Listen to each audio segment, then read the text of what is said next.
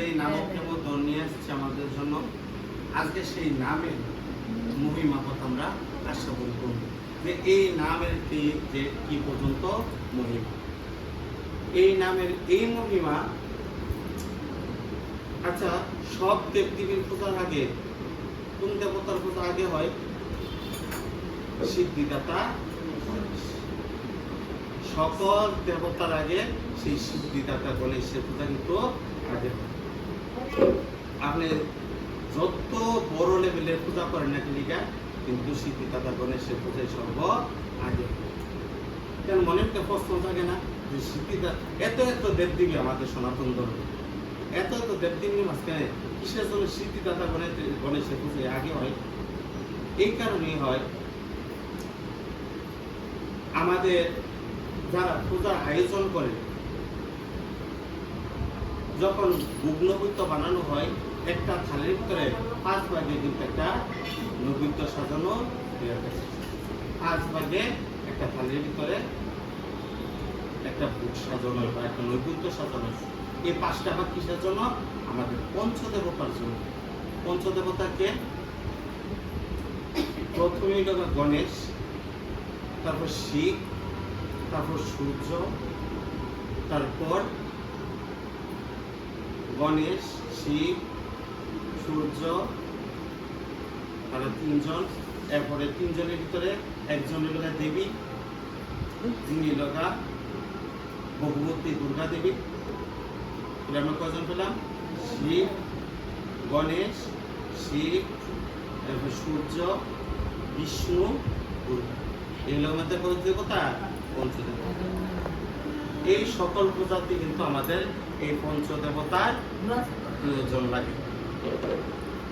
সকল দেবদেবী পূজাতে এই পঞ্চদেবতার এই 5টা নৈবেদ্য একটা থালাতে বানানো। কিন্তু প্রথমে কার পূজা হয়? প্রথমে সেই সিদ্ধিদাতা গণেশ। এই নিয়ে স্বর্গে একদিন দেবতাদের ভিতরে খুব তর্ক বিতর্ক চলতেছে। কি তর্ক বিতর্ক চলতেছে? যে এই মধ্যলোকে কার পূজা আগে? শুধু স্বর্গ পূজা না, সব জায়গাতেই এই আগে পরে বিষয়টা কিন্তু একটা ইতায় গোলমাল সব জায়গাতেই কম বেশি থাকে। যে কেডা আগে যাইব, কেডা পরে যাব, কেডা আগে গিয়ে উঠবো, কেডা আগে, মানে এইসব নিয়ে একটা সবসময় খণ্ড থাকে। ঠিক স্বর্গেও আজকাল সকল দেবদেবতার ভিতরে একটা দ্বন্দ্ব সৃষ্টি হয়েছে যে কার পূজা আগে হইব। মধ্যলোকে সর্ব অগ্রে কার পূজা আগে হইব। তখন কার পূজা আগে হইব এই নিয়ে দেবাদিদেব মহাদেব বলছে, তিনি তো পরমেশ্বর ভগবানের একটা অংশ। তখন ব্রহ্মা বিষ্ণু 2 জন মিলে সিদ্ধান্ত নিছে, আমাদের যত রকমের দেবদেবী আছে তাদেরকে আদেশ দিতে যে এই বিশ্ব ভূমণ্ডল যে আগে পরিক্রমা বা প্রদক্ষিণ কইরা এই সভাতে আইসে উপস্থিত হতে পারবো, তার পুজোর মর্তে সবাই আগে। তখন দেবদেবীর মনের ভিতরে একটা উল্লাস জাগছে, আমি আগে গিয়ে এসে কি করে নেবো? এই বিশ্ব ভূমণ্ডল পরিক্রমা করে আসা। এভাবে সকল দেবতা তার নিজ নিজ বাহন লয়ে সেরা কি করছে? ভ্রমণ করার জন্য বেরিয়ে গেছে। কিন্তু বয়ে গেছে কেটা? ওই সিদ্ধিদাতা গণেশ তার বাহন ছোট্ট সেই ইঁদুর নিয়ে সেরা বসে গেছে। চাইলে কি পারত? ময়ূর যে উড়ন্ত কার্তিকও কিন্তু এই বিশ্ব ভূমণ্ডল আগে পরিক্রমা করে সেটা আসতে পারত। সবাই বেরিয়ে গেছে, সবাই বেরিয়ে গেছে বিশ্ব ভ্রমণ্ডল পরিক্রমা করার জন্য বা ঘোরার জন্য। সর্বশেষে এবার সেই সিদ্ধিদাতা গণেশ তার বাহন ইঁদুর লয়ে সেরা যাত্রা করছে। অর্ধেক রাস্তা গেছে বড়দা, পথেই সেই নারদ মুনির সাথে দর্শন। তো নারদ মুনি কাছে, ওমা গণেশ তুমি কোথায় রওনা দিছ? তখন গণেশ সে কাছে, ওমা মহামণি নারদ, আপনি কি জানেন না যে স্বর্গে যে কি নিয়া গন্ডগোল চলতেছে?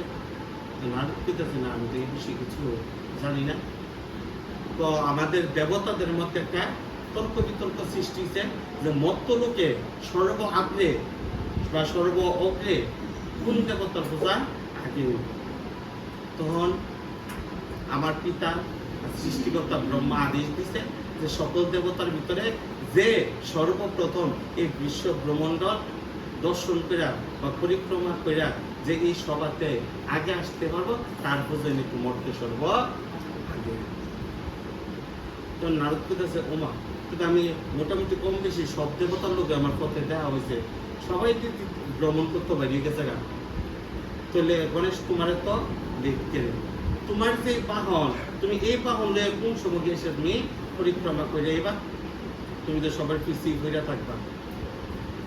তখন সেই সিদ্ধার্থ গণেশ কইতেছে আচ্ছা নারদমণি, আমি তো শুনছি সাধুর দর্শনে নাকি সর্বকাজ সিদ্ধি হয়, তাহলে আপনি আমার একটা কি উপায় বাইর করে দেন। আপনি তো পরম সাধু, আপনি তো বৈষ্ণব, আজকে আমি আপনার দর্শন পাইছি, তো আশা করি আমার মনের কাঙ্ক্ষিত কাজ পূর্ণ হইব, তাহলে আপনি আমার একটা উপায় বাইর করে দেন। এই কথা শুনি না সেই নারদমণির কাছে উপায় তো একটা ঠিকই আছে। কি উপায়? এক কাজ করো গণেশ, তুমি একটা কোমল পত্রের মধ্যে মানে কোমল একটা পাতার ভিতরে তুমি কি করো, ভগবান শ্রীহরির নাম তুমি লিখো, লিখা তুমি সেই সভাতে যাও, যে সে সবার মাঝখানে রেখা সেই পত্রটারে, সেই কৃষ্ণ নামের কমল পত্রটারে তুমি সবার মাঝখানে রাখো, রেখা সেরা তুমি কি করো, তুমি সপ্তবার এই পত্রটারে কি করো, প্রদক্ষিণ করো। তাতে কি হইব, তাতে তোমার এই বিশ্ব ব্রহ্মাণ্ডল পরিক্রমা করা হয়ে যাবে। কিভাবে হইব? কারণ এই বিশ্ব ব্রহ্মাণ্ডলা কার সৃষ্টি? স্বয়ং ভগবানের সৃষ্টি, স্বয়ং শ্রীহরির সৃষ্টি। এই যে বৃক্ষলতা, কীট পতঙ্গ, তৃণলতা, মানব জাতি সব কিছুর ভিতরে কে আছে? স্বয়ং ভগবান আছে। তাহলে তুমি এক কাজ করো, যেহেতু ভগবান সবকিছুর ভিতরে আছে, তো তুমি একটা কোমল পত্রের ভিতরে ভগবান শ্রীহরির নাম লেখা তুমি যদি সেখানে সপ্তবার প্রদক্ষিণ করো, তাতে কি হব, তাতে তোমার এই বিশ্ব ব্রহ্মাণ্ডল সপ্তবার প্রদক্ষিণের ফল তুমি অর্জন করতে পারো। তো নারদমণির কথা শুনে সেই গণেশ কইতাছে, বাবা নারদমণি, আপনি তো আজকে আমাদের খুব সুন্দর একটা উপায় দিচ্ছেন।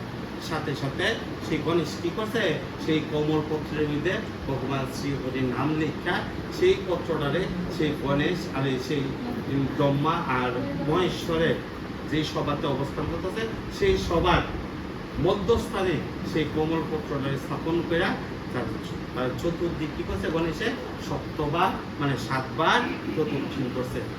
প্রদক্ষিণ করতেছে, এই মুহূর্তে আস্তে আস্তে দেবতারা কি ওই বিশ্ব ব্রহ্মাণ্ডল পরিক্রমা করে এবার সবাতে একজনের পর একজন আইতেছে, সবাই মনে করতেছে মা গণেশ তুই সবার পরে পাই দিল, গণেশ সবার আগে কি করে ঢুকলো? সবাই তো অবাক, কারণ সবাই তো মনের আহঙ্কার লইয়া আইছিল যে আমি মনে হয় সবার আগেই আয়া হচ্ছে পরিক্রমা করে, কিন্তু আজকে দেখতেছে কি আজকে সবাই যেই সবার ঢুকে আয়া আগে ওইখানে গণেশে দর্শন করে। এই দৃশ্য দিকটা সবাই সব দেবতা এক এক করে এই বিশ্ব ব্রহ্মাণ্ডল পরিক্রমা করে এসে সবাই এসে আসল উপস্থিত দিচ্ছে। এখন বিচারক যে দুজন বসে দিচ্ছে কে, ব্রহ্মা আর দেবাদিদেব মহেশ্বর। এখন তারা বিচারক, তারা সিদ্ধান্ত নিব, সব দেবতারা সেই সভাতে উপস্থিত দিচ্ছে যে মর্ত্যলোকে সর্ব আগে কোন দেবতা কি পূজা হইব। কিন্তু বিচারক রাজগা এই সিদ্ধান্ত দিতে বাধ্য হয়েছে যে আজকে সর্ব আগে গণেশের পূজা মর্ত্যলোকে হইব। কেন? কারণ এই বিশ্ব ব্রহ্মাণ্ডলের ভিতরে কার বাস? স্বয়ং গোবিন্দের বাস, ভগবান শ্রীহরির বাস। আর আজকে সেই গণেশ কি করছে, সেই ভগবানকে তার কমল পত্রে তার নাম লেখা সেই পত্রটারে সে কি করছে সপ্তবার প্রদক্ষিণ করছে। আর এই ভগবানের নামে প্রদক্ষিণ করা বা ভগবানের সেই কমলপদ্মকে স্মরণ করে ভগবানকে স্মরণ করে যে সপ্তবার প্রদক্ষিণ করছে তার এই বিশ্ব ভূমণ্ডল সপ্তবার পরিক্রমার ফল সে লাভ করছে। এই বিচার শূন্য সব দেবতার আজকে মস্তক নত করে গেছে যে ভগবান শ্রীহরির নামের ভিতরে যে এমন মহিমা আমরা দেবতারা পর্যন্ত এই কথা আজ পর্যন্ত বুঝতে পারছি না। আর আমরা তো সাধারণ মানুষ। ব্রহ্মায়াদি দেবগণ এই মুনি ঋষি যার চরণ বন্দন করতেছে